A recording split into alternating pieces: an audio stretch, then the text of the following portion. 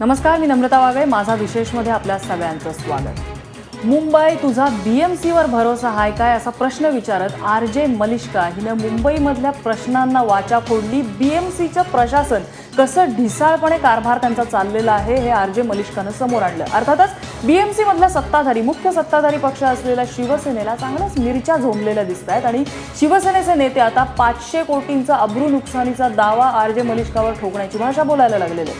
दुसरीकडे आणखीन एक घटना. पालिकेचे काही कार्यक्षम अधिकारी बांद्र्यातल्या एका इमारतीमध्ये गेले. त्यांनी त्या ठिकाणी डेंग्यूच्या अळ्यांसंदर्भातली तपासणी केली आणि एका घराला नोटीस पाठवली. त्या घराच्या ओनर होत्या लिली मेंडोसा. आता तुम्ही म्हणाल की या प्रकरणाचा याच्याशी संबंध काय, तर लिली मेंडोसा या आरजे मलिष्का यांच्या आई म्हटल्यानंतर ह्या अशा प्रकारची जी कारवाई होते, एकीकडे 500 कोटींचा दावा ठोकायची भाषा शिवसेना करते, दुसरीकडे त्यांच्या आईच्या घरावरती कारवाई होते, त्यांना नोटीस पाठवली जाते. योगायोग म्हणायचा याला की सूडबुद्धीनं ही कारवाई केली जाते. आपल्याला चर्चा करायची आज.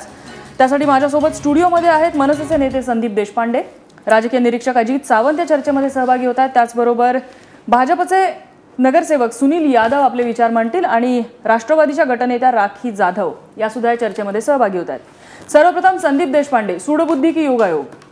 मला असं वाटतं ही सूडबुद्धीने केलेली कारवाई आहे. वॉर्ड ऑफिसरला काय स्वप्न पडत नाहीत की कोणाच्या घरी आळ्या आहेत आणि कोणाच्या घरी काय आहे ते.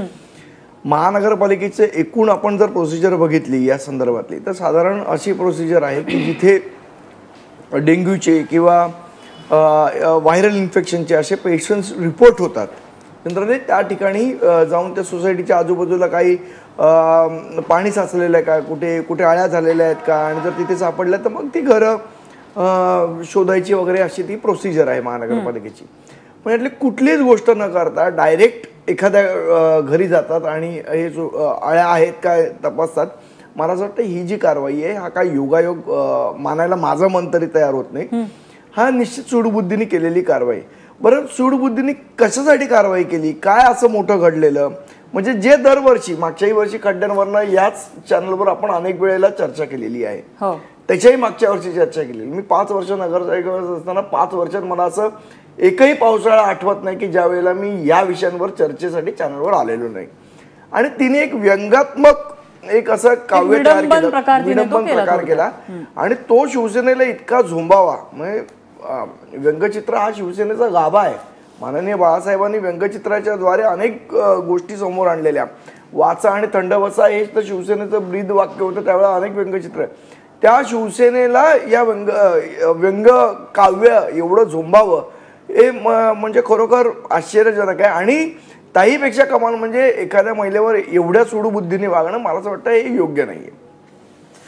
राखी जाधव, तुम्हालाही हे पूर्वग्रह दूषितच ही कारवाई वाटते की या ठिकाणी योगायोग असू शकतो? नाही, ह्या ठिकाणी आज आपण पाहिलं तर ही जी कारवाई झालेली ही निश्चितपणे सूडबुद्धीनेच झालेली कारवाई आहे.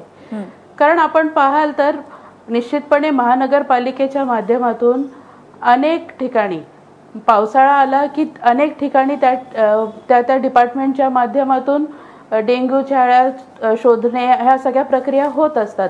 पण ह्या केसमध्ये खरोखरच सूडबुद्धीने हे काम झालेलं आहे असं मुंबईकरांनाही दिसून येते. आणि आम्हाला तर त्या ठिकाणी आज स्थायी समितीमध्ये या विषयावरती आम्ही सर्व बोलत असताना आम्ही स्वतः त्या गोष्टीचा आम्ही अनुभव घेतलेले की कशा प्रकारे एक रेडिओ जॉकी त्या ठिकाणी आपली भूमिका मांडतो आणि त्या ठिकाणी त्यांच्यावरती ही कारवाई महानगरपालिकेच्या माध्यमातून होते. बरं, सुनील यादव, तुम्हालाही म्हणजे एकूणच जर हे आरजे मलिष्काचं गाणं तुम्ही पाहिलेलं असेल, एवढं त्याच्यावरती अब्रू नुकसानीचा दावा ठोकणार किंवा अशा प्रकारे जाऊन त्यांना नोटिसा पाठवणं कारवाईच्या नावाखाली, काय म्हणता येईल याला? कसली मानसिकता म्हणायची? ही मानसिकता सूडबुद्धीची मानसिकता आहे 100%. एक तर मुंबईकर नागरिक म्हणून अभिव्यक्ती स्वातंत्र्य जो आहे लोकांना, त्यांनी मुंबई महानगरपालिका कुठल्या प्रकारे मुंबईच्या जीवाशी खेळत आहे, मग रस्ते असतील, खड्डे असतील, नाले असतील, सर्व विषयांमध्ये हे तिने त्या ठिकाणी गाण्याच्या माध्यमाने सांगितलंय. एक साधारणपणे स्पोर्ट्समॅनशिप बघता आपण जर त्याला स्वीकार केला की बाबा आपण सत्ताधारी पक्ष आहोत किंवा महानगरपालिकेचे आयुक्त आहेत, त्यांनी त्याला पॉझिटिव्हली घेऊन की बाबा या पद्धतीने सांगितलं गेलं तर कुठे साधारण मुंबई शहरामध्ये अर्धी मुंबई डुबलेली आहे, अर्ध्या मुंबईमध्ये रस्त्यात खड्डा आहे की खड्ड्यात रस्ता आहे माहिती नाही, आणि ते काम करण्यासाठी आपल्याला कोणीतरी जागरूक केलंय, त्यामुळे आपण काम करून दाखवलं पाहिजे. तर त्याला पूर्णपणे त्यांच्या विरोधात जाऊन त्यांना सूडबुद्धीने त्यांना नोटीस पाठवणं. आता मी आज स्टँडिंगमध्ये ऐकलंय की स्टँडिंगमध्ये अजून एक चर्चा होती की त्यांनी काहीतरी इनलिगल कन्स्ट्रक्शन पण केलंय, ते पण नोटीस बजावणार आहेत. म्हणजे या पद्धतीने जर दादागिरीने लोक काम करत असतील तर ह्या दादागिरीला उत्तर देण्यासाठी 100% मुंबईकर नागरिक कटिबद्ध असतील. आणि एक मलिष्का तर टीव्हीवर आली आहे, पण अख्खा मुंबईकर नागरिक म्हणतोय की अख्खी मुंबई डुबलेली आहे, तर प्रत्येक मुंबईकर नागरिकांनी नोटीस दिली पाहिजे. मग प्रत्येक मुंबईकर नागरिक दोषी निघेल याच्यामध्ये. तर एक जागरूक महिला म्हणून, एक जागरूक नागरिक म्हणून तिने ज्या आवाज उचललाय त्या आवाजाला आम्ही पाठिंबा देतो. आणि हे सूडबुद्धीने जे कारवाई करण्याचा प्रयत्न केलेला आहे ते चुकीचं आहे 100%. म्हणजे या चर्चेमध्ये खरं तर आम्ही शिवसेनेच्या नेत्यांना सुद्धा निमंत्रण दिलेलं होतं, मात्र एकाही शिवसेनेच्या नेत्याने या चर्चेसाठी आपण येणार नसल्याचं सांगितलेलं आहे. अजित सावंत, हे सगळं पाहता मलिष्काच्या सोसायटीमध्ये डेंग्यूच्या आळ्या शोधायचा मुहूर्त महापालिकेच्या नेत्यांना हे गाणं रिलीज झाल्यानंतरच येतो, आणि आता जसं सुनील यादवांनी सांगितलं की काहीतरी इलिगल कन्स्ट्रक्शनच्या संदर्भात सुद्धा नोटीस देण्याचा विचार सुरू आहे. जे चुकीचं आहे ते चूकच आहे, मात्र या सगळ्या गोष्टी अशा पद्धतीने एकत्र येणं हा योगायोग निश्चितच दिसत नाहीये. गेल्या अनेक वर्षांमधल्या शिवसेना भाजप युतीचा जो कारभार आहे महानगरपालिकेतला गलथान आहे, अकार्यक्षम आहे, भ्रष्टाचारी कारभार आहे.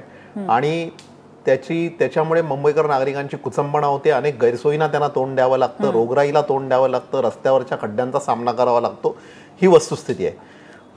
परंतु शिवसेनेबद्दल मलिष्काने जे काही विडंबन काव्य केलं त्याचा आणि ह्या कारवाईचा संबंध बादरायण संबंध जोडून महानगरपालिकेला वरती निशाणा साधणं हे मला असं वाटतं की योग्य राहणार नाही.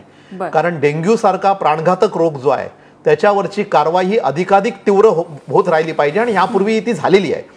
या वेळेला मी जी आकडेवारी घेतली ती जवळजवळ 8,600 लोकांवरती ह्या नोटिसा दिल्या गेल्या, त्याच्यापैकी 432 लोकांनी 20 लाखाचा दंड भरलेला आहे. आणि गेल्या काही वर्षांमध्ये या कारवाईचं जे स्वरूप आहे ते जर आपण पाहिलं तर प्राधान्याने हे डेंग्यूचे जे अळ्या सापडतात त्या अळ्या ह्या म्हणजे ज्याला आपण सेलिब्रिटीज, प्रतिष्ठित किंवा हाय सोसायटी ज्याला म्हणतो अशा स्वरूपाच्या वस्त्यांमध्ये हे जास्त आढळतात. म्हणजे 10,000मध्ये 185 फक्त ठिकाणी झोपडपट्ट्यांमध्ये ह्या आळ्या सापडल्या.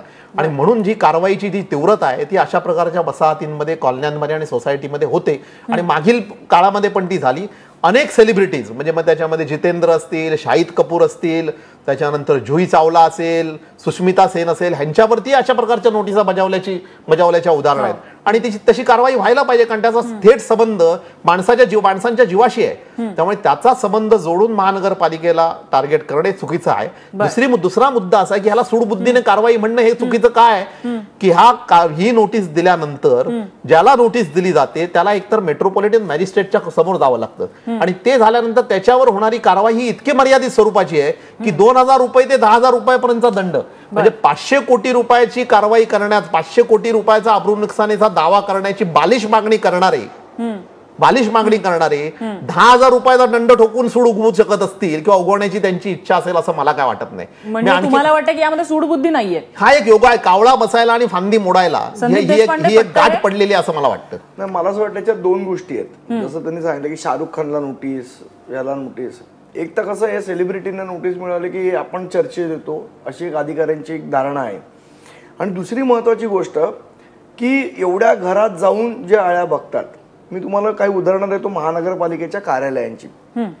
मागच्या वर्षी महानगरपालिकेच्या हेड ऑफिसमध्ये जे भंगारातलं सामान होतं तिकडे 3 ठिकाणी या डेंग्यूच्या आळ्या सापडल्या. महानगरपालिकेचा परिवहन विभाग आहे, तिकडे अनेक वाहनं अशी अडगळीत पडलेली आहेत, तिथे सगळीकडे पाणी साचलेलं आहे. महानगरपालिकेचे जे डेपो आहेत तिकडे टायर मध्ये डेंग्यूचे डास सापडलेले आहेत आणि बऱ्याचशा आमचे कामगार डेंग्यूमुळे आजारी पडलेले आहेत. याही वर्षीची उदाहरणं आहेत. 4 उदाहरणं जी नॉर्थ डेपोची आहेत जिथे डेंग्यूनी आजारी पडलेले आहेत आणि त्या टायर मध्ये पाणी साचल्यामुळे. दुसरी गोष्ट, पोलीस स्टेशनच्या इथे जे वाहनं जमा केलेली असतात त्याच्यातही पाणी साचलेलं असतं. मग या सगळ्यांना बिल्डर्स, कन्स्ट्रक्शन साइट्स तिकडे तर सर्वात मोठा अड्डा आहे जिथे डेंग्यूचे डास सापडलेले आहेत. या सगळ्यांवर कुठेही नोटीस दिली, किंवा कुठे त्यांच्यावर कारवाई केली. बरे नोटीसचे 3 प्रकार आहेत. 3 प्रकारे नोटीस. पहिले एक सुरुवातीला वॉर्निंग नोटीस असते, त्याच्यानंतर काय लगेच ती वॉर्निंग नोटीस दिल्या तुमच्यावर केस करत नाही. त्याच्यानंतर परत एकदा सर्वेक्षण होतं आणि परत तिसऱ्यांदा सर्वेक्षण होतं आणि त्यानंतर जर तो माणूस निष्काळजी आढळला तर मग त्याच्यावर कोर्टात खटला होतो किंवा काय दंड होतो. मला असं वाटतं की हे नोटीस देण्याचं जे प्रमाण आहे सेलिब्रिटींना जे देण्याचं, यश हे जे चोप्रा जे हे होते डेंग्यूने गेले, त्यानंतर मग एक ट्रेंड निघाला की बाबा सेलिब्रिटींना नोटीस दिली, मग कुठल्या वॉर्ड ऑफिसरने दिली, अमुक तमुक वॉर्ड ऑफिसरने दिली, मग त्याला एक आपला स्टेटस मिळत जातो. तो एक स्टेटस सिम्बॉल झाला की सेलिब्रिटींना दिलं की कसं चर्चेत पण येतो, लोकांमध्ये अवेअरनेस पण होतो. आम्ही मागच्या वेळेला सांगितलेलं की लोकांना सोशल मीडियाच्या माध्यमातून याचा अवेअरनेस क्रिएट करायला पाहिजे. तुम्हाला या केसमध्ये असंच काहीसं घडलेलं आहे की या केसमध्ये एक दोन्ही एका दगडात आपण 2 पक्षी मारणं म्हणतो त्या पद्धतीने झालेलं आहे. एक तर ज्या पद्धतीने मलिष्काने BMC वर जो आसूड ओढलेला आहे त्याचा कुठेतरी अधिकाऱ्यांच्या मनात राग असावा. आणि दुसरी गोष्ट एक आपण चर्चेत पण येतो, HUS वॉर्ड मधनं नोटीस दिली, बाबा कोण आहे वॉर्ड ऑफिसर, कोण आहे अधिकारी, मग त्याचा सत्कार करतात आमचे आयुक्त दर महिन्याला, कोणी कोणी काय काय कामं केली ती.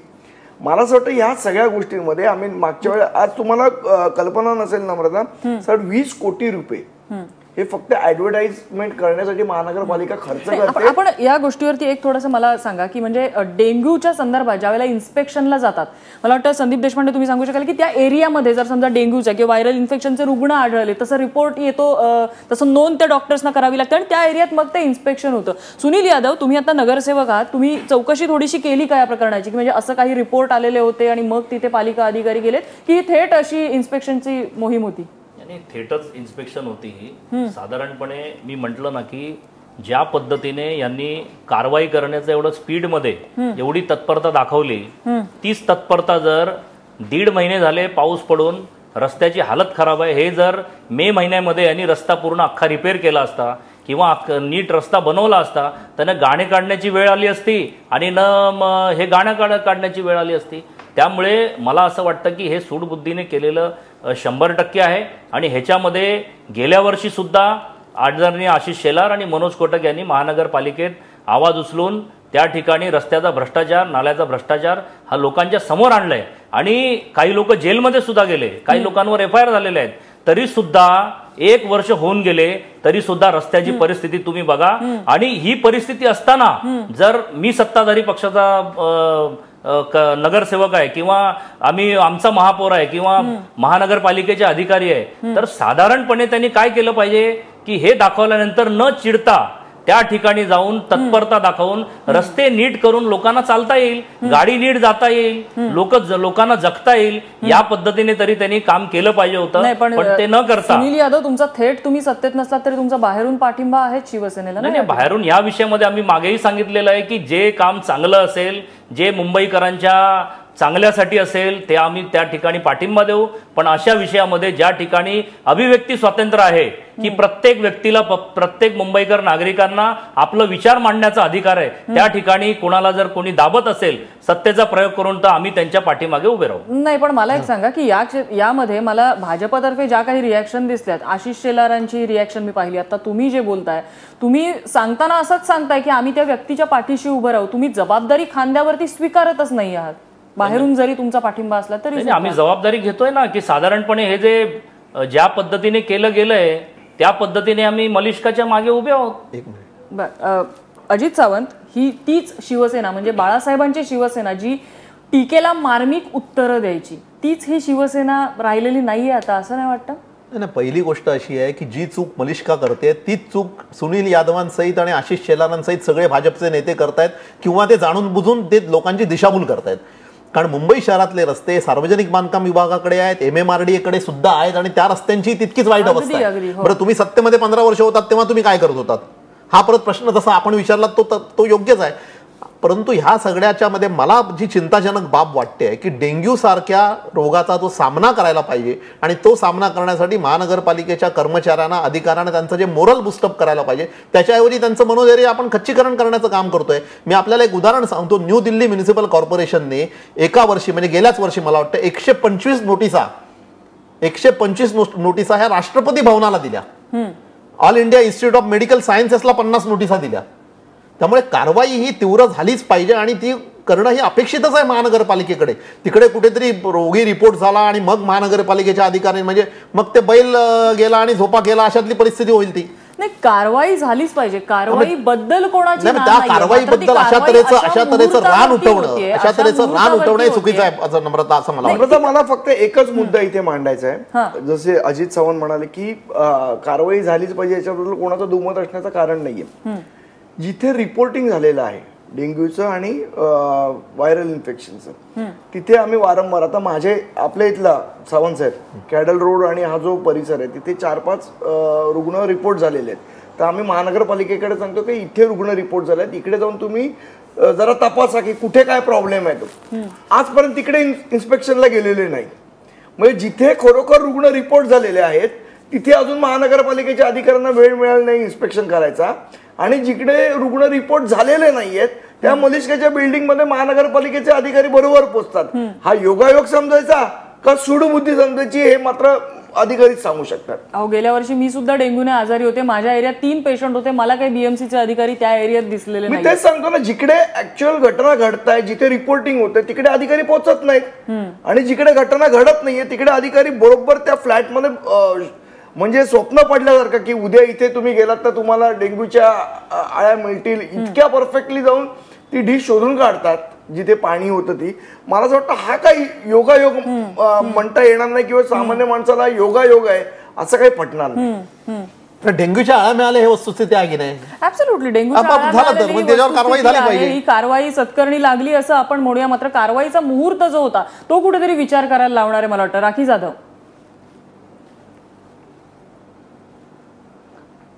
नम्रताजी, मला या ठिकाणी असंही म्हणायचं आहे, आपल्याला जर माहिती असेल तर प्रजाने हेल्थ आणि एज्युकेशन यावरती आपलं रिपोर्ट सादर केलं आणि लगेचच महानगरपालिकेने त्यांना नोटीस बजावली.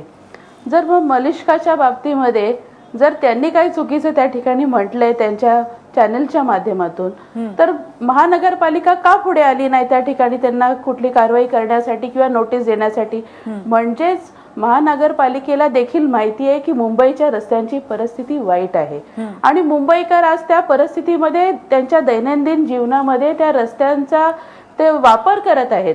आणि मग कुठेतरी हे स्पोर्टिली घेणं अपेक्षित होतं आणि ते महानगरपालिकेने घ्यायला पाहिजे होतं आणि त्या पद्धतीने त्यांनी काम करायला पाहिजे होतं. तर त्या ठिकाणी इतर लोकांनी येऊन किंवा शिवसेने त्या ठिकाणी येऊन ती जबाबदारी स्वतःवर घेणं किंवा ते स्वतःवर ओढून घेणं मला वाटतं की हे काही आवश्यक नव्हतं. त्या गाण्यामध्ये कुठेही त्यांनी कुठल्या पक्षाचं नाव त्या ठिकाणी घेतलेलं नाहीये. She has absolutely meant it to some department.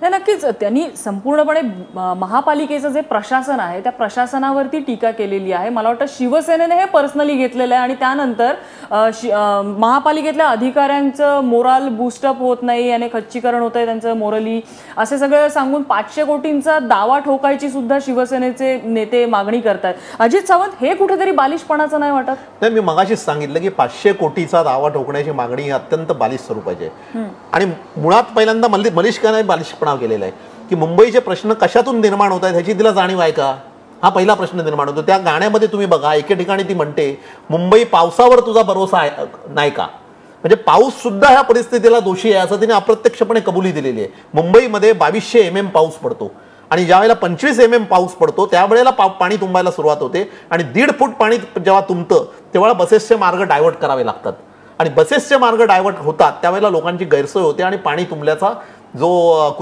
गैरसोय आहे ती त्यावेळेला जाणवते. त्यामुळे मुंबई ही समुद्र सपाटीपासून खाली असल्यामुळे पाणी हे तुंबणारच आहे, त्याची व्यवस्था केली जाते, महानगरपालिका करते. आणि मी मगाशीच म्हटलं की महानगरपालिकेतला हा शिवसेना भाजप युतीचा 15 वर्षाचा कारभार हे एखाद्या वर्षात झालेला नाही.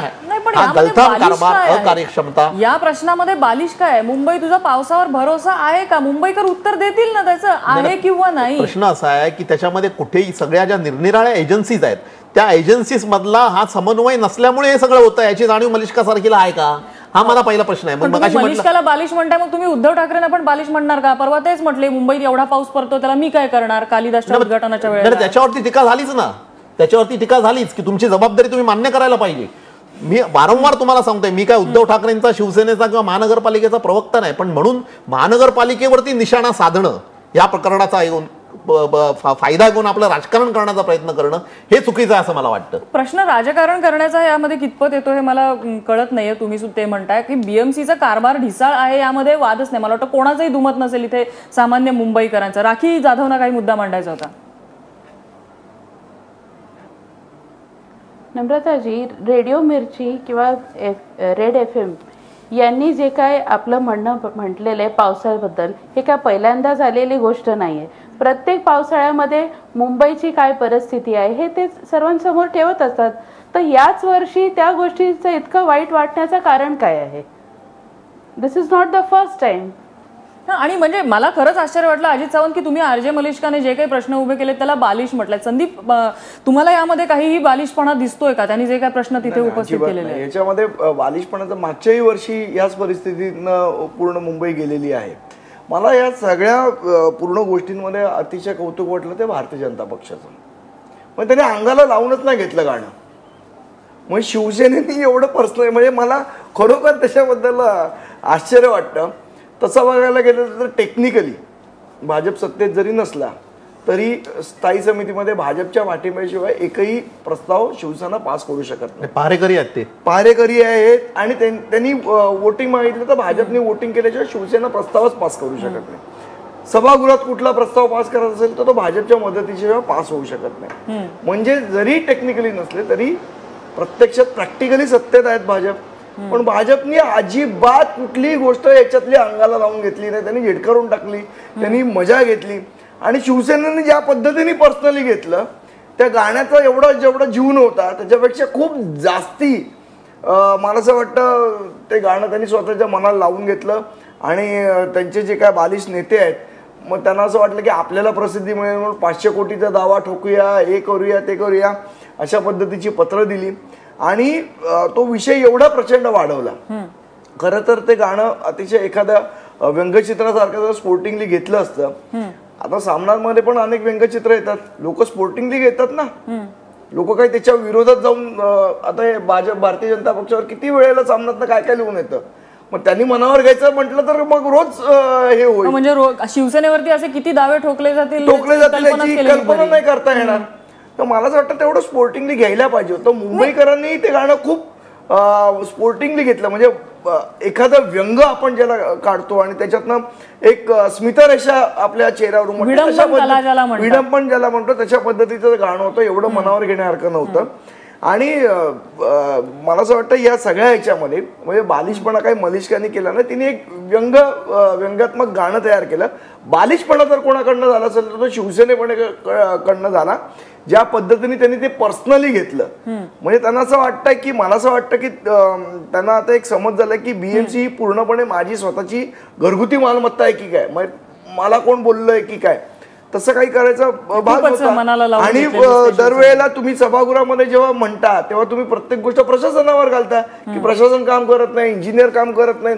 आज हे रोड घोटाळ्यात कुठला शिवसेनेचा नेता आतमध्ये गेलेला नाहीये. जे गेलेत ते इंजिनियर आतमध्ये गेलेत. 218 इंजिनियरना नोटीस बजावलेली आहे. चीफ इंजिनियर जेलमध्ये गेलेले. त्यामुळे प्रशासनावरही घालून ते गप्पा बसता येऊ शकत होतं. पण तसं न करता ते पर्सनली घेतलं. त्यामुळे खरोखर यांची इन्व्हॉल्वमेंट होती की काय अशी शंका आता मुंबईकरांना यायला लागली. सुनील यादव, यामध्ये संदीप देशपांडेंनी सांगितलेला एक मुद्दा आपल्याला दुर्लक्षित करून चालणार नाही की भाजपने हे गाणं अंगाला लावून घेतलं. आणि मगाशी तुम्ही म्हटलात की हे सगळं झालंच नसतं तर हे गाणं व्हायची वेळच आली नसती. मला वाटतं झालंच नसतंच्या काळामध्ये जी काही टेंडर्स पास झालेली आहेत त्यामध्ये पारदर्शकतेचे पहारेकरी जे भाजपचे नगरसेवक स्वतःला म्हणवतात ते पहारेकरी तिथे असताना सुद्धा इतकी ढिसाळ कामं मुंबईतल्या रस्त्यावरती झालेली आहेत. सुद्धा तुमच्या माहितीसाठी स्थायी समितीमध्ये भारतीय जनता पक्षाच्या सर्व सदस्यांनी, मग मनोज कोटक असतील, प्रभाकर शिंदे असतील, अभिजित सावंत असतील, सर्वांनी मलिष्काच्या बाजूने त्या ठिकाणी सांगितलेलं आहे की अभिव्यक्ती स्वातंत्र्यावर या पद्धतीने दादागिरी कोणाला करता येत नाही. मग शिवसेनेची भूमिका शिवसेनेने ठरवावी. आणि संदीपजी आणि अजितजी दोघंही नेहमी म्हणतायत की भारतीय जनता पक्ष ह्याच्यामध्ये नाही, मजा आपण घेत आपण आहे ह्यामध्ये अभिव्यक्ती स्वातंत्र्य आणूया नको. आता आपण मुद्दा थोडासा बीएमसी आणि त्यामध्ये भाजपचा रोल, त्या प्रश्नांमध्ये भाजपचा रोल याच्याबद्दल भारतीय जनता पक्षाचे मग नेते असतील, आशिष शेलार असतील किंवा मनोज कोटक असतील, यांचा कुठल्या गोष्टीमध्ये हात आहे महानगरपालिकेच्या? नेहमी भ्रष्टाचार विषय आमच्याशी जोडलं जातं. त्याचं कारण काय नक्की? आम्ही महानगरपालिकेमध्ये पहारेकरी म्हणून काम करतोय.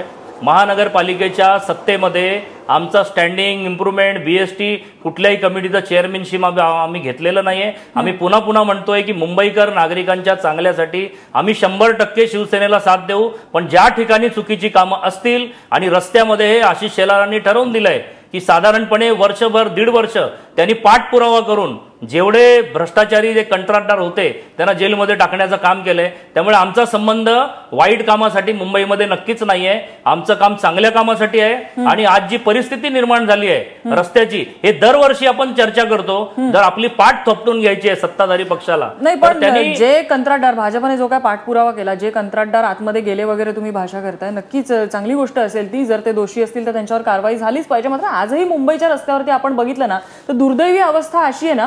आता आमच्या ऑफिसच्या खालचंच उदाहरण तुम्हाला देते. मेट्रोच्या खाली स्टॉर्म ड्रेनेजचं काम सुरू होतं मे महिन्यामध्ये. सुंदर पद्धतीने बांधलेलं आहे, ते चांगलं बांधलेलं आहे. मात्र त्यानंतर त्या स्टॉर्म ड्रेनेजवरनं जाणारा फुटपाथ बांधलेला नाहीये. मला वाटतं त्यामध्ये परत टेक्निकल इश्यू असा सांगण्यात येईल की आमचं काम फक्त, त्या ठेकेदाराचं काम फक्त स्टॉर्म ड्रेनेजचं होतं, याचं टेंडर काय फुटपाथचं टेंडर निघालेलं नाही. त्याच्यामध्ये पेव्हर कसेही पडलेले आहेत, गाड्या स्किड होतात त्याच्यावरनं. अक्षरशः त्या ठिकाणी ट्रॅफिकचं म्हणजे वाटोळं होऊन झालं. जे मलिष्काने आता सांगितलेलं आहे ट्रॅफिकचा कसा झोल होतो ना, तो आमच्या ऑफिसच्या खाली बरोबर बघायला मिळेल. या टेक्निकल इश्यूज मध्ये महापालिका ज्या वेळेला पडत असते, सोपं नाही का करता येते काम महापालिकेला? सुनील यादव. नाही, ह्याच्यामध्ये अधिकाऱ्यांना मी तुम्हाला सांगतो की जे अधिकारी रोड इंजिनियर असतील, असिस्टंट इंजिनियर असतील, ज्या पद्धतीने काम करतायत त्यांना भीतीच राहिलेली नाही कोणाची. साधारणपणे मी स्वतःच्या बसायला पाहिजे म्हणून तर आमच्यासारखे नागरिक तुम्हाला लोकप्रतिनिधी म्हणून तुम्हाला निवडून देतात ना. तुमचा वचक राहत नाही का त्यांच्या? मी तुम्हाला सांगतो, लोकप्रतिनिधी म्हणून आम्ही ज्या पद्धतीने फॉलोअप करतो, ज्या पद्धतीने आमच्या प्रभाग समितीमध्ये आम्ही आवाज उचलतो, त्याचा काही फरक पडत नाहीये. आणि ह्याचं कारण असं आहे की हे सर्व जेवढे कंत्राटदार आहेत त्याच्यावर अधिकाऱ्यांचे झोल असतील, अजून कुठल्या नेत्यांचे झोल असतील. आणि मी मलिष्काचं अभिनंदन करतो, किंवा त्या गाण्याच्या पद्धतीने त्यांनी लोकांच्या समोर या घटना आणल्या की साधारणपणे मुंबई शहराची हालत काय आहे हे लोक ह्याच्यामध्ये गंभीर झालेत. गाण्याची मजा आहे माझी खरं तर वेळ संपत आली. मात्र अगदी शेवटची 30 सेकंद. अजित सावंत, आता सुनील यादव जितकी हतबलता सांगतायत की आम्ही एवढा विरोध करून सुद्धा काहीच होत नाहीये वगैरे, राज्यामध्ये ज्यांची सत्ता आहे, केंद्रामध्ये ज्यांची सत्ता आहे, ते एवढं हतबल झालेले शोभतात का हो? महापालिकेत नाही सत्ता आमची. नाही, ते हतबल आहेतच ना. उदाहरणार्थ रेल्वेच्या हद्दीमधले आपण जर घाणीचे ढिगारे आणि तिथे होणारा डासांचा प्रादुर्भाव आपण पाहिला तर रेल्वे कोणाकडे आहे? MMRDच्या रस्त्यांचा काय प्रश्न आपण त्यांना विचारू शकतो. प्रश्न असा आहे की शिवसेनेने मलिष्काचं गाणं, ते व्यंगात्मक गाणं, त्याच्यावरची शिवसेनेची प्रतिक्रिया, हे सगळं विनोदी आहे. ते हसण्यावरही नेण्याची गोष्ट आहे, ते एन्जॉय केलं पाहिजे. प्रश्न असा आहे की डेंग्यूच्या अळ्या सापडल्याबद्दलची जी कारवाई आहे ती योग्य आहे की नाही, किंवा ती सूडबुद्धीने केलेली आहे का, हा आपला प्रश्न आहे. तर तो केवळ योगायोग आहे असं मला असं वाटतं. अशा प्रकारच्या कारवाया आपण नेहमी सामान्य नागरिकांच्या बाबतीमध्ये करतो. सेलिब्रिटी झालं तर बिघडलं काय? त्यामुळे ह्या कारवायांपासून कोणीही मुक्त राहणार नाही, हा संदेश गेला पाहिजे असं मला वाटतं. मला नम्रता शेवट एकच मुद्दा सांगावासा वाटतो की भारतीय जनता पक्षाचे माझे मित्र जरी किती म्हणालेत की आमची हातबदलता आहे किंवा काय, जरी टेक्निकली ते सत्तेत नसले तरी प्रॅक्टिकली त्यांच्याशिवाय सत्ता चालू शकत नाही महापालिकेची, ही फॅक्ट आहे. नाही, नक्कीच. RJ मलिष्कानं जे काही केलं, तिने मुंबईची जी काही भळभळती जखम आहे, त्यांच्या मनातली खदखद आहे ना, ती समोर आणलेली. आणि आता त्यावरती ज्या वेळेला चर्चा करायची वेळ येते त्यावेळेला राजकारण फक्त त्या गोष्टीचं होत बसतं. ह्या गोष्टींवरती उपाय कोणी शोधत नाहीये, त्या जखमेवरती मलमपट्टी कोणच करत नाही. मुंबईचं हेच खरं दुर्दैव आहे. RJ मलिष्काने हे प्रश्न पुढे आणलेले आहेत. निदान यामधनं तरी जे कोणी प्रशासन आहे आणि त्या प्रशासनावरचं जे कोणी स्वतःला पहारेकरी म्हणवतात, त्या पहारेकरांनी अंतर्मुख होऊन विचार करायला हवा की ही आपली मुंबई आहे आणि तिला आपणच सुधारायचंय. चर्चेसाठी सगळ्या मान्यवरांनी वेळ दिला त्याबद्दल त्यांचे आभार. माझा विशेषमध्ये इथेच थांबतोय. बघत रहा ABP माझा.